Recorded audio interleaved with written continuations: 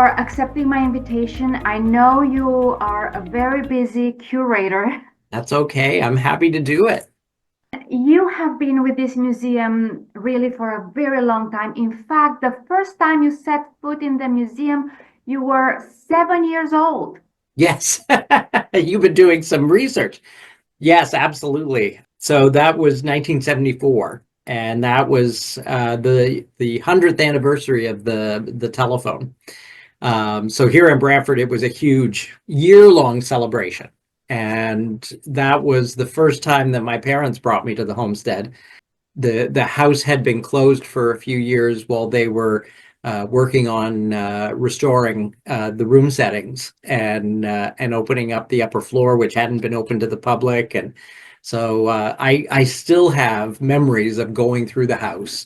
There's things that caught my attention, and for whatever reason after that, I was just so enthralled with this whole invention of the telephone and Mr. Bell, and even at school at that time, from a young age, we were taught Brantford is where the telephone was invented. It's always been an important thing for the community. So I started going to my school library and getting whatever books I could find and reading them. Funny enough, I didn't come back to the site until I guess I was probably in my first or second year of university. And I had family come for a visit, and we said, "Oh, we got to take you to the Bell Homestead." There were quite a few years in between, but which is normal. When it's in your own backyard, you kind of go, I can go there anytime.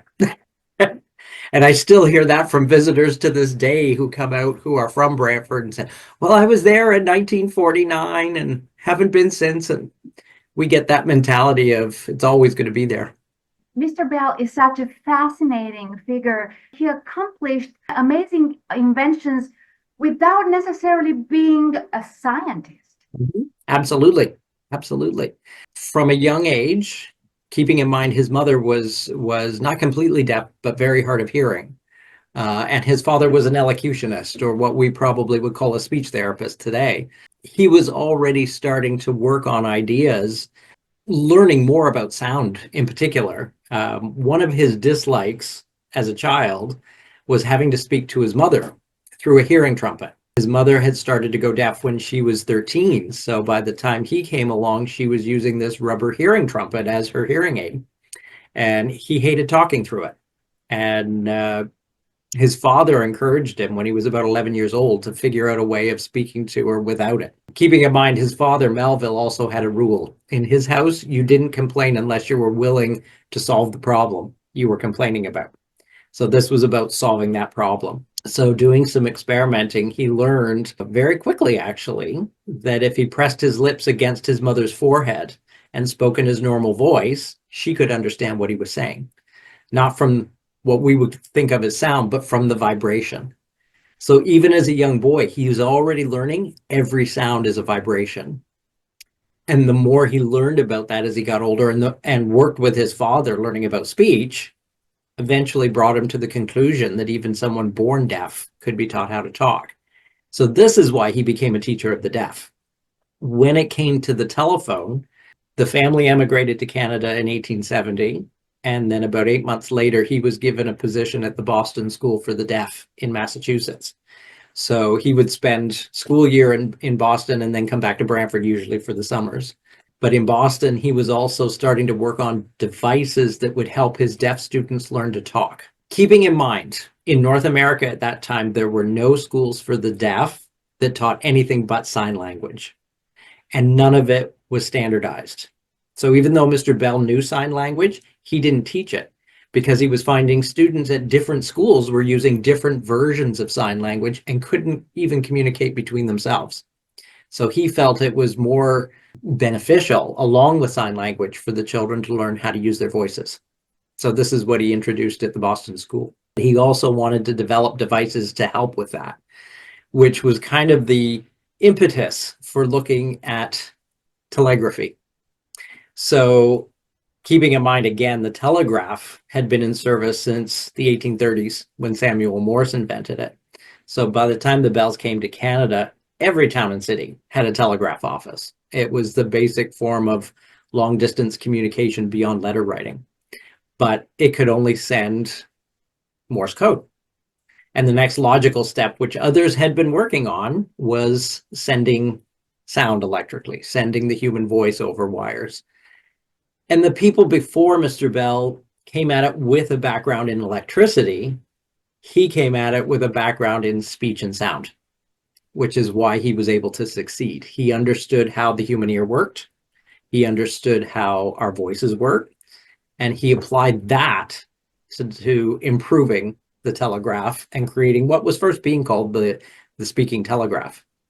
Again, he was almost in a race at the time. There were others trying to do exactly the same thing because, as I said, it was the next logical step in communications, and that understanding of sound and how our ears work got him to the finish line.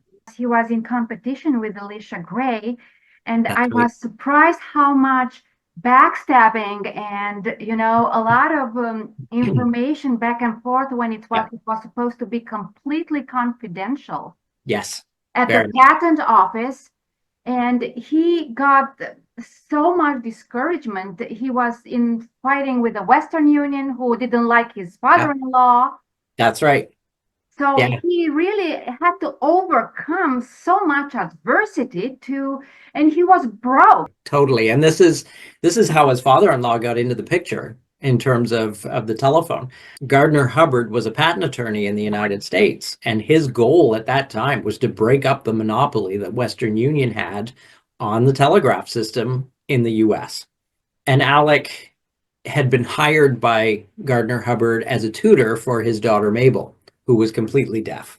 So Alec is tutoring her in speech, helping her learn to speak better, but also spending quite a bit of time at the Hubbard home. He was quite welcomed in as a family friend, and initially he started talking about this idea he had for improving the telegraph, what he called the multiple telegraph, which would send more than one message over telegraph lines at the same time. Because this was also another goal that they were hoping to achieve, increase the amount of business the telegraph companies could do. And Gardner Hubbard jumped right on it because he felt this is what was going to derail Western Union. So he agreed to finance it. And then other financing came from the father of another of Alec's students. And he did start with the multiple telegraph, and he did get it to work. But then in his mind, there had always been this idea of, well, what if we could transmit our voices over long distances? And so, kind of on the sideline, not telling Gardner Hubbard, he's starting to work on this idea or ponder it. And when he was here with his parents in the summer in 1874, he stumbled right upon the basic principle of how the telephone would work. The idea of transmitting sound or vibration electrically by converting the vibrations into an electrical current. And so that's when it was born. That's when it was, as he said, invented. When he was here with his parents. Few minutes on his relationship with Thomas Watson, the electrician. Yeah, so Thomas Watson worked for a company in Boston called the Charles Williams Shop. And he was an electrician. Charles Williams produced telegraphic equipment, alarm equipment, and that type of thing, call bells. So when Gardner Hubbard and Thomas Sanders agreed to finance Alec in developing first the multiple telegraph and then the telephone, he needed assistance. He didn't have the engineering background. And so they agreed to bring on Thomas Watson, who worked for that company. So Alec would do all of the designs, he would do all of the patent specifications and so on. And then Watson would go back to the Charles Williams shop and produce the prototypes for them to try. And most times it was in the evening that Alec and Watson were working together because he taught all day. Watson is working at the Charles Williams shop all day. So they would work late at night trying out the different prototypes that Alec designed, trying to overcome this barrier of transmitting speech electrically over longer distances. So Watson really played a pivotal role. He had the background that allowed for the physical development of the telephone prototypes. He would have been absolutely necessary in terms of what Alec could do. I'm not really sure if I understand correctly. When he patented the telephone, it was at the time working one way or two way. In terms of what he had achieved when he received the first US patent, he had done transmissions that were one way primarily, and that's what he first applied for. Basically, it was just the transmission of speech electrically. In terms of being able to speak back and forth, that didn't need to be part of the patent, so to speak. That was part of the, okay, how do we make the apparatus not only pick up sound, but transmit it all at the same time? And that was about adjusting the apparatus that he was using at the time. So he actually developed three different working models. The first one, he and Watson first tested in 1875, and it transmitted sound one way, but not articulate speech. So you could tell someone was talking, you couldn't make out words yet. About a year later, in March of 1876, they tested Bell's second transmitter. It was called the liquid transmitter because it used sulfuric acid as part of the apparatus. But that provided what they needed for sound clarity. And so on that evening, he and Watson, between two rooms, transmitted the first full sentence. Mr. Watson, come here, I want to see you. So of course that was huge. That was almost the eureka moment in some ways. But Bell's intention was never to put that transmitter into commercial use because of the sulfuric acid. It was strictly experimental. It was actually quite dangerous. And then at the same time was working on his third transmitter, which went completely back to using electromagnets.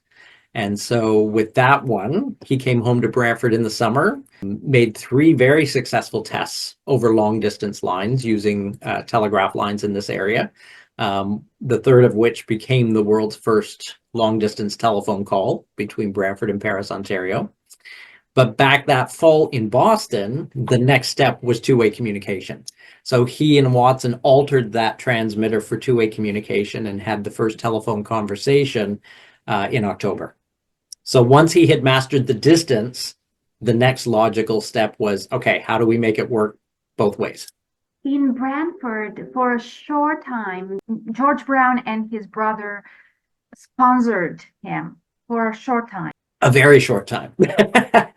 So George Brown, the owner of the Toronto Globe, a very wealthy gentleman, became a member of Parliament, was very interested in the telephone and actually didn't live that far from the Bells home here. And so the Bells and the Browns actually were quite familiar as friends. And so they were visiting at each other's houses off and on.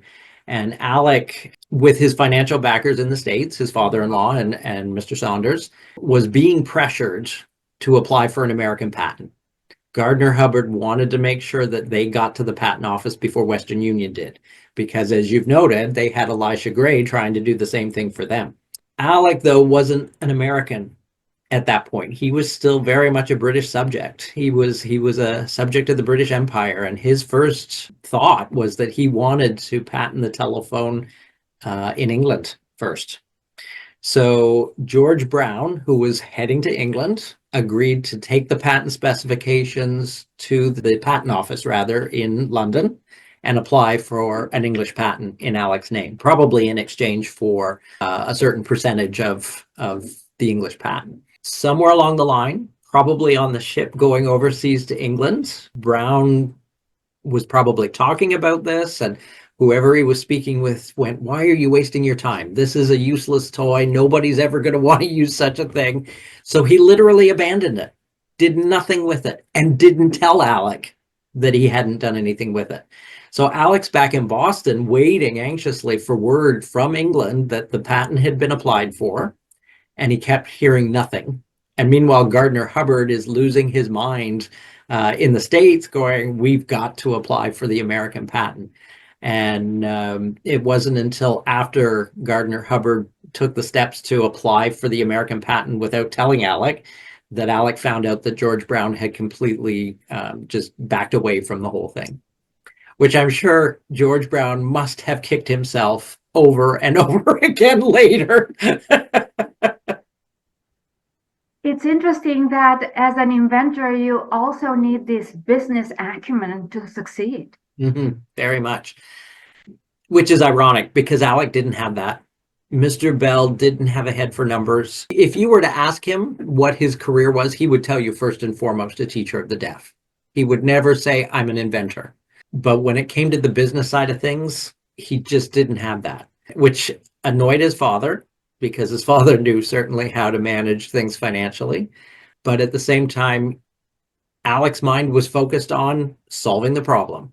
It wasn't about the money that was needed to solve the problem. That was up to other people to look after. So really, in terms of the telephone, the only financial implications for him were that by the time he was almost ready to put the telephone into commercial use, even before this in 1876, he and Mabel had started courting. And the Hubbards welcomed the idea of Alec marrying their daughter. But Gardner Hubbard wouldn't allow the wedding to go forward until there was a proper income to look after his daughter. A teacher's salary wasn't cutting it for him. And so he was basically saying, until the telephone is in commercial use, you are not marrying my daughter. So in terms of financial implications, that was basically the only thing that Alec was really focusing on during that period. Later on, he realized that Mabel had a very good head for finances. And so when the telephone company was established, their shares in the company went to Mabel. She looked after their finances. And it's a good thing because chances are, knowing how many times he was in dire straits needing money for his ideas, if people came to him wanting to pursue their own ideas, he would fund it. So if Mabel hadn't been looking after their finances, they probably would have been pretty poor at some point because he would have given the money away. Can we talk a little bit about Brantford and how Canada, in a way, saved Mr. Bell's life because he lost two brothers. Yeah. And he was actually getting sick as well. Saved his life, yeah. And he always said that. So, yes, you're absolutely right. He had two brothers.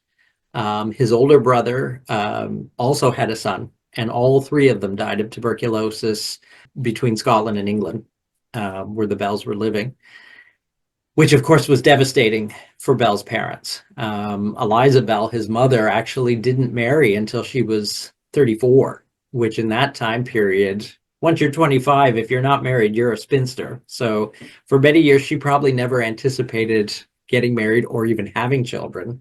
And then very happily she did, and she had three boys. And then she watched two of her boys, who were grown young men, die of tuberculosis, this horrific disease that was just making its way all through England and Scotland. And with the damp climate and in the bigger cities, the air pollution they were already experiencing with coal fires and so on, the likelihood of survival was next to nil if you got TB. So after Melville died, the oldest brother, he was the second of the two to go. Alec was starting to fail. And of course, his parents were just worried sick that they were going to lose him too. And as it had turned out, his father, Melville, had been to Canada in the 1840s with similar issues. And his father sent him here hoping the much drier, bracing climate, bracing in the sense that winters are colder, so the air is drier. And if you're someone that has breathing difficulties with this disease, it's a great help. So Melville actually spent time on Newfoundland, and he recovered and went back to Scotland. So knowing that he had had such success with his own health, they made the decision to come to Canada to hope to save Alec's health, save his life. And at the time, they had a very close family friend who had emigrated about 10 years before them, living not too far from Brantford. He lived in Paris. He was the Baptist minister in Paris, Ontario. And so Melville asked Reverend Henderson if he would scout out properties for them here, with the idea that they didn't want to live right in the city. They wanted to give Alec a place where he could comfortably rest.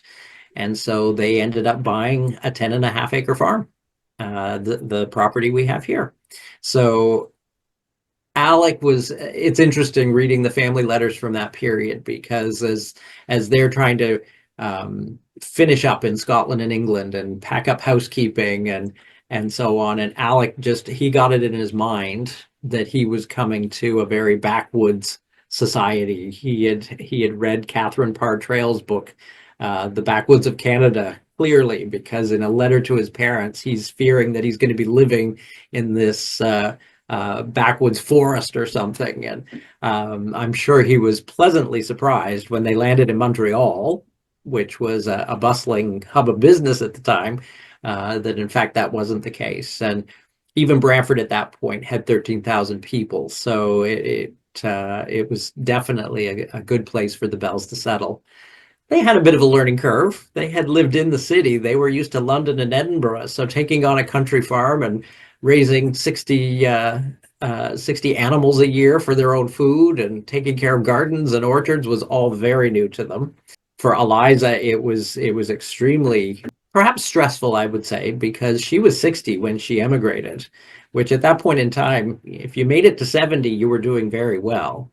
So having lost two sons and a grandson and leaving the only country she ever knew for the first time and coming to Canada was very much a challenge for her, but she did it exceptionally well. And Alex spent those first 8 months here with his parents, resting, helping them settle in. And by the next spring, his symptoms were gone. He was quite well again. Now it's been interesting over the years. I've had the fortunate luck to know many of the Bell descendants. One of which was Mr. Bell's last surviving granddaughter, and she herself was a physician. And she always felt that her grandfather probably suffered from migraine headaches. She was never fully convinced he had tuberculosis because his symptoms were much different than his brother's. He suffered from exhaustion and severe headaches. He didn't really have the cough and that type of thing.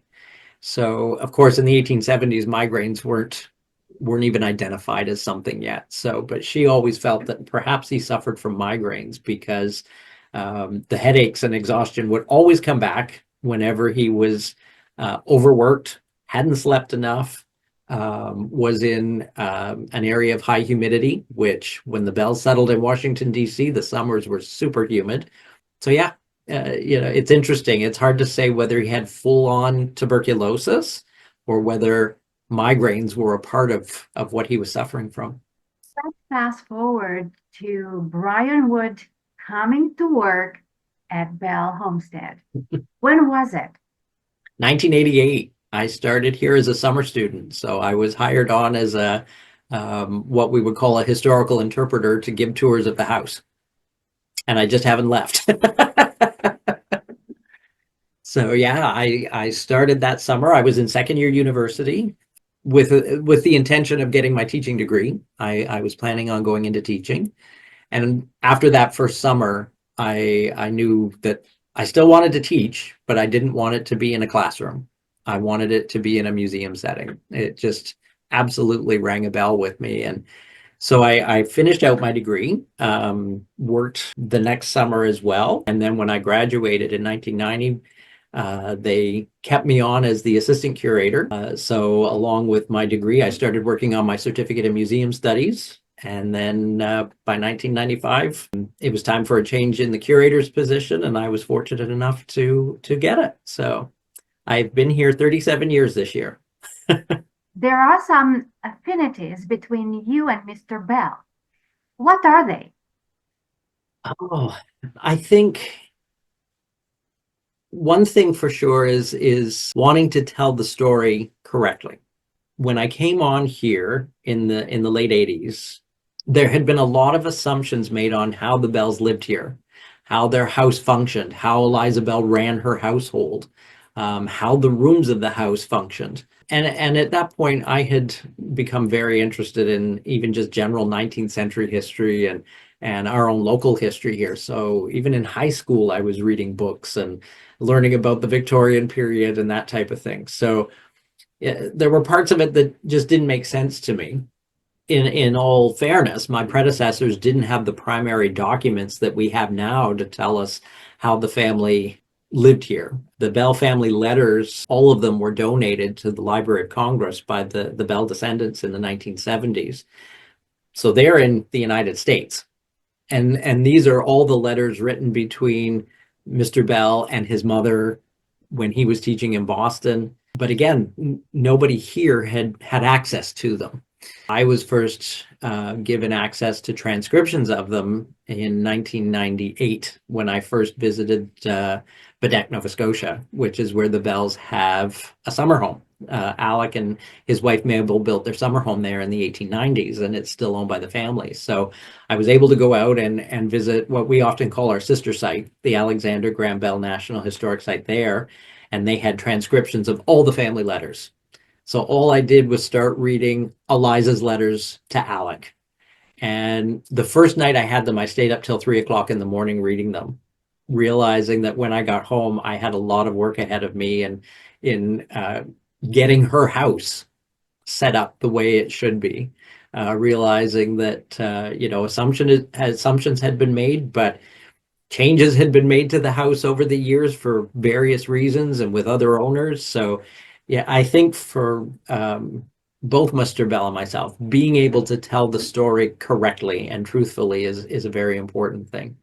And again, solving problems. It's interesting how the museum here has been viewed over the years, keeping in mind it's been open since 1910. It's the second oldest historic home museum in Ontario. And for years, everyone assumed that the Bells were living a lavish life up here and had servants doting on them, and that it was very much a Downton Abbey scenario with the upstairs and downstairs, which wasn't the case at all. I mean, this house is not a mansion by any means.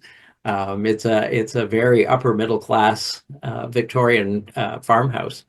Again, telling the story correctly was going to pose a challenge for me because people in the community had their own sentimental memories of coming out here over the years, whether it was to just picnic on the grounds or going through the house, and nothing had really been changed in the house for decades in terms of even where furnishings were and that type of thing. There were some original family pieces, but not a lot. I had to really get creative and think, how am I going to convince this big part of the community that the changes I'm making are correct? And so we partnered with our local newspaper, the Brantford Expositor, and suggested a weekly column where I would publish every week one of Mrs. Bell's letters so that the community in and of itself could read those letters and see firsthand why we were making those changes. And it just made a world of difference. And we're still running that column to this day. People love it. We ended up expanding it to include Mrs. Bell's letters, her son's responses back to her, eventually the letters between he and Mabel when they were courting, right up until the very last letter that was written here in 1881. Last year, you celebrated 150 years from the birth of the telephone. Last year was the 150th anniversary of the invention. And when we say that, we're talking about the theoretical and conceptual work that Mr. Bell did here in the summer of 1874, which again, he always claimed as where he invented the telephone. And so last year was a huge celebration. In fact, we did 4 events over the course of the weekend that the telephone would have been invented, the July 26th weekend. And one of the biggest things that I wanted to do here was completely redo our telephone exhibits. So along with the Homestead, we have a second house on the property that was moved here in 1969 from downtown Brantford. And it was the first office of the Bell Telephone Company of Canada. It was owned by that Baptist minister, friend of the Bells, Reverend Henderson. And when the Canadian patent for the telephone was issued in 1877, Mr. Bell gave it to his father with the idea that Melville would start a telephone company here in Canada. Melville knew right off the bat he couldn't do that from a farm 4 miles out of town. His friend lived right downtown, so together they started the telephone company in the front room of Reverend Henderson's house. So as I like to say, it was the first Bell store. And they ran it until 1880 when Melville successfully sold the Canadian patent to what we now know as Bell. So when the house was moved here, the first real priority was restoring the front business office as closely as possible, or as could be imagined, to what it would have been. The rest of the house, the main floor, was furnished with telephone exhibits that Bell Canada sent from their archives in Montreal. The challenge was that it's an 1840s house. So they're using rooms that still had 1840s architectural details. There was still some decorating from the 1960s in the house. There was some 1980s elements in the house. And it was two separate rooms. If you had a big group, it really didn't show the exhibits well. And so for the 150th, I really wanted to install a modern gallery in that space. And so we set about early last year, literally gutting two rooms, well, literally gutting four rooms actually, and making almost one huge space, all modern.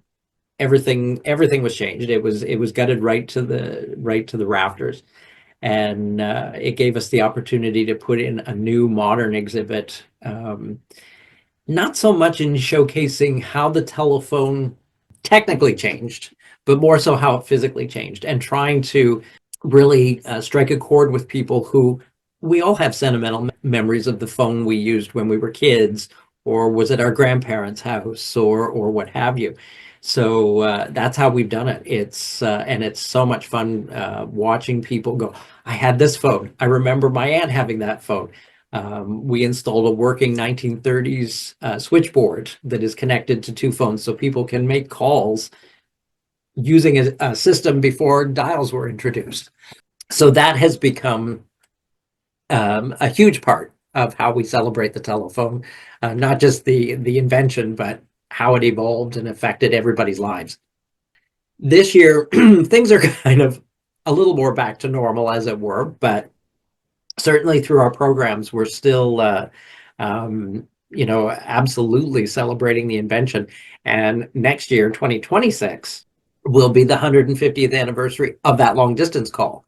So we're kind of bridging this year over to 2026, when we'll be focusing totally on that exciting demonstration of the telephone that Mr. Bell did in 1876. There's so much interaction going on over there. I spoke with other heritage museums from other provinces, and they voiced some concern around the continuity of these heritage museums, because those who founded them are in their 80s, 90s, and they are concerned that younger generations are not going to pick up and continue the work. What do you think about that? I know it's been a real challenge for other museums, even the museums in our own network here, the museums and galleries. I'm often hearing the same thing, especially from the more general history museums that aren't just focusing on one subject as we do here, and trying to strike a chord with the younger generation who, as kids, history might not have been our most favorite subject in school, and kids are still of that thought at times. They don't want to hear about how things were in the past. But what we're finding here, thankfully, is because so many kids today have their own telephone. Everyone, for the most part, carries their phone with them now. It just boggles my mind that there's kids in primary school that have their own phone. When I was their age, we had one phone in the house at home, and that was it. And they are so attached.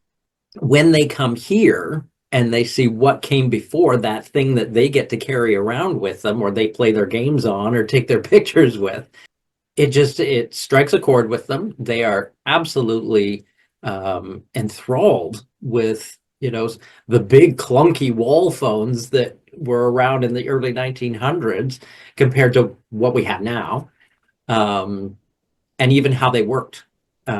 So I think because they still have a connection to what they think of as a telephone, seeing what came before that actually it really means something. And it is so much fun, for example, watching when we have school groups come in, and we have a whole series of about 24 school programs that we offer here that fit directly into curriculum. And so when the kids come, they get not only the tour of the homestead and they get to see how Mr. Bell's original phones worked, but then they get to try those 1930s phones. And for some of them, it's very daunting because you've got these big black telephones sitting on a table that they're not familiar with, no way to dial. So they've got to turn a crank to ring this person that connects them to whoever they want to talk to. So for some of the little ones, they're just like, what is this thing that you're making me hold up to my ear? And they actually get very quiet. But then when we kind of set them free and say, okay, now you can go take a look at the other telephones in the exhibit. You can touch them, you can play with them. You know, they're trying to figure out how to use a dial. How do I do this? Like, how does this work? The whole idea of having to remember a telephone number is not something they're familiar with because it's all in our contacts now. We just hit a button. So, you know, for us, it's actually been very easy to stay connected with the younger generations. And again, with our school programs and our children's programs, Mr. Bell got into so many different areas of study, you know, communications, the environment. He was already talking about what he called the greenhouse effect in the early 1900s, boats, planes, so many things that we can connect into all of those through our programs. And we don't even have to focus just entirely on the telephone. But you're absolutely right. There's other museums that have a real challenge making that connection. And that's, as we like to say here, museums can't just be the old stuffy places that some people thought they were years ago. They really have to become community centers.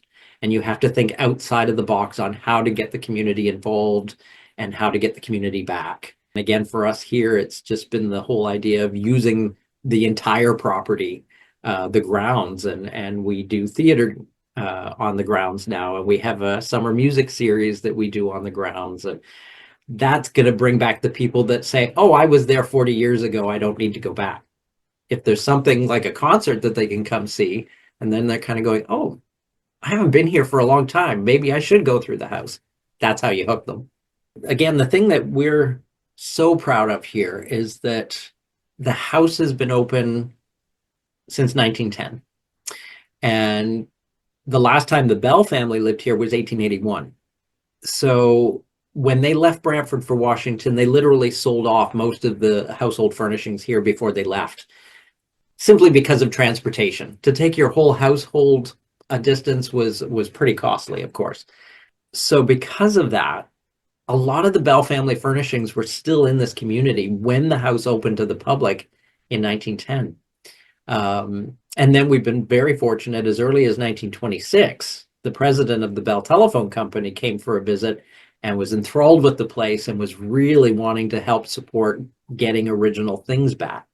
So he started working with Mr. Bell's two daughters at that time, and they started sending up original family pieces from their home in Washington, D.C. And as word got out in the community, people here who knew they had a piece that the Bells had sold at their auction or were descendants of those people, they got it in mind, well, what a great idea. We'll start donating our things back. And we're at the point now where the main floor of the house, almost 90% of the furniture is original. In recent years, I think very much because of the changes we've made and the fact that, you know, we've used Mrs. Bell's letters so much to really tell their story. The Bell descendants have donated an incredible number of original family pieces, and are still donating. In fact, today I just brought back 4 of Eliza Bell's portraits that she painted. She was an artist, which were donated to us by one of Mr. Bell's great-grandsons. I just brought them back from being framed so that they can go up in the house once again. So for me, the big thing is we're telling the story with their actual things, which you don't always find in a lot of historic home museums. You might see bits and pieces, that belonged to the family that lived there, but not to the degree that we have here. So with the support of the Bell descendants and Bell Canada and so on, we've been so fortunate with that. We were lucky enough in 1997 to host a royal visit. Queen Elizabeth actually came and designated the homestead as a National Historic Site. So there's a photograph of she and I in the house that I'll set. I actually still had hair then, so you might not recognize me.